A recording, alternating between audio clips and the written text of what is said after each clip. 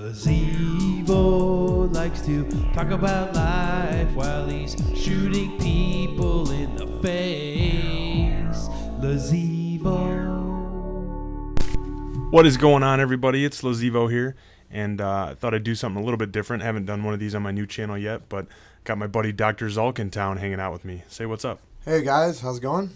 Yeah, he's actually here from California. What are you doing here, by the way? I'm actually here for work for 2 weeks in Ann Arbor, Michigan. So you're just hanging out. So Just hanging out on the weekends. It's like the good old days. So we've been gaming it up, playing a little Forza, a little bit of Call of Duty. We don't like split screen very much, so it kind of sucks taking turns. Yeah, exactly. So anyway, the gameplay you're looking at is from his recent games, I guess, one of his better games, as he sits under the stairs here.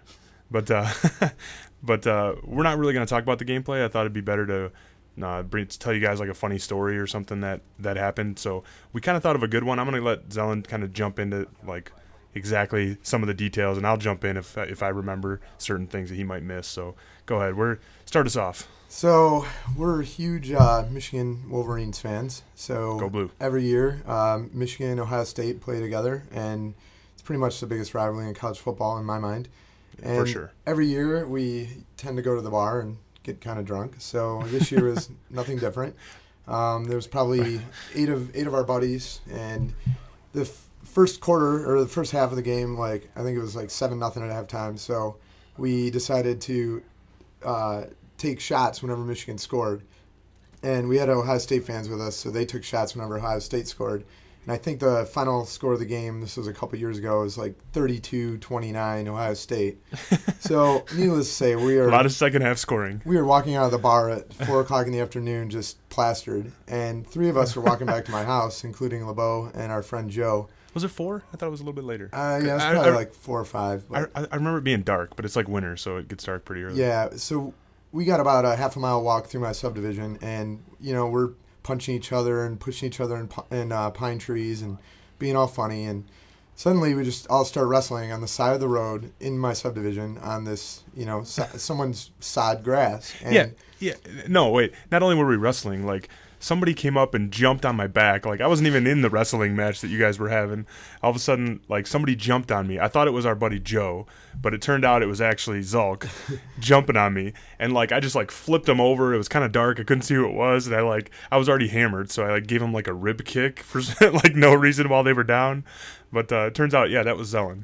Yeah, we ended up on the ground for a couple minutes, kicking each other and punching each other, and I was wearing a Michigan hoodie, which has the pockets in the front, and I didn't realize this, but my wallet fell out of that pocket, and we went back inside and passed out for a couple hours, and I went to look for my wallet, and I couldn't find it. So I went out there in the dark, and for about an hour, on my hands and knees, looking for my wallet in about a square acre of property.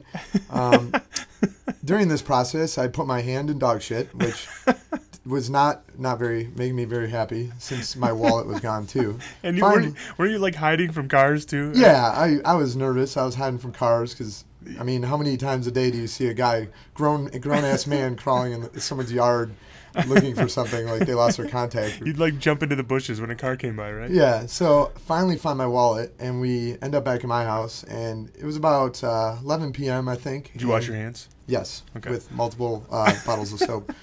So we end up back at my house, and my buddy Joe wanted to go to Canada. So we're in the Detroit area, which is basically a half an hour from the Canadian border. So we get in my 1999 Dodge Stratus, which that car was a piece of crap. I would never buy a late 90s Chrysler or Dodge model. It had really good downforce, though, because there was an awesome whale tail spoiler on the back of it. Yeah, nice little, mid-90s car pimping parts on it. So we end up going to Canada, and, we get to the tunnel. There's a bridge and a tunnel that you can take, and normally the traffic's less at the tunnel. So we're waiting in line to go through customs after we went through the tunnel.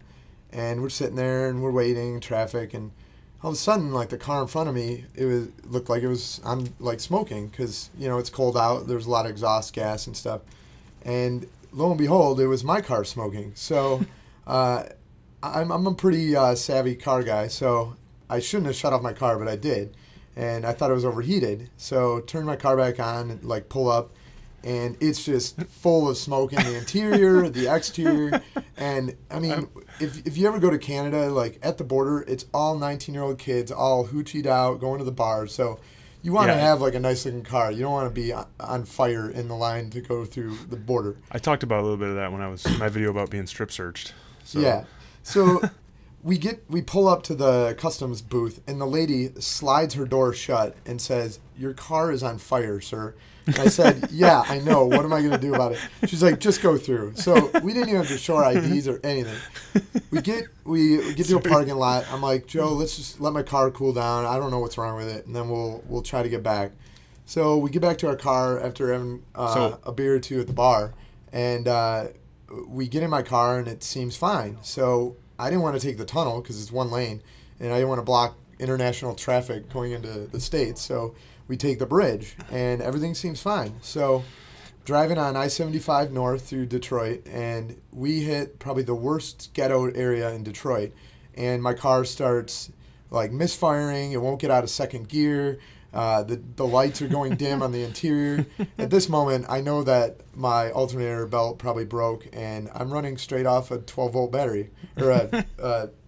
So we finally get to 8 Mile, and that's where my car died. So if you ever see the movie 8 Mile, that was pretty much the better area that we were in. And not a good place to be Saturday night at 3 in the morning or whatever. It was just one of those long days. I lose my wallet, my car dies.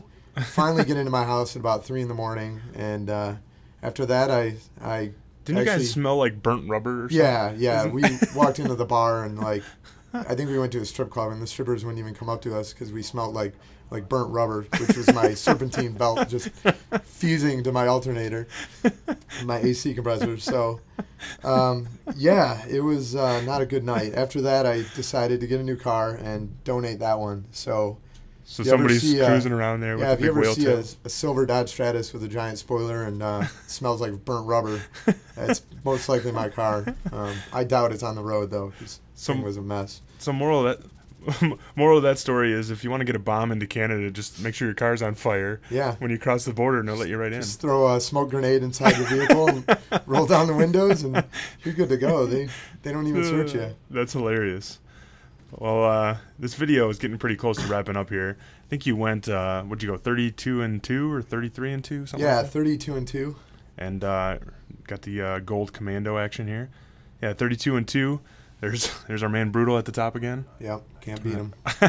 Can't beat him, join him. Exactly. Anyway, guys, thanks for coming on here, Dr. Z. All right, take it easy. I hope you guys enjoyed that story, and stay tuned to my channel for more stuff like this. Talk to you later. See ya.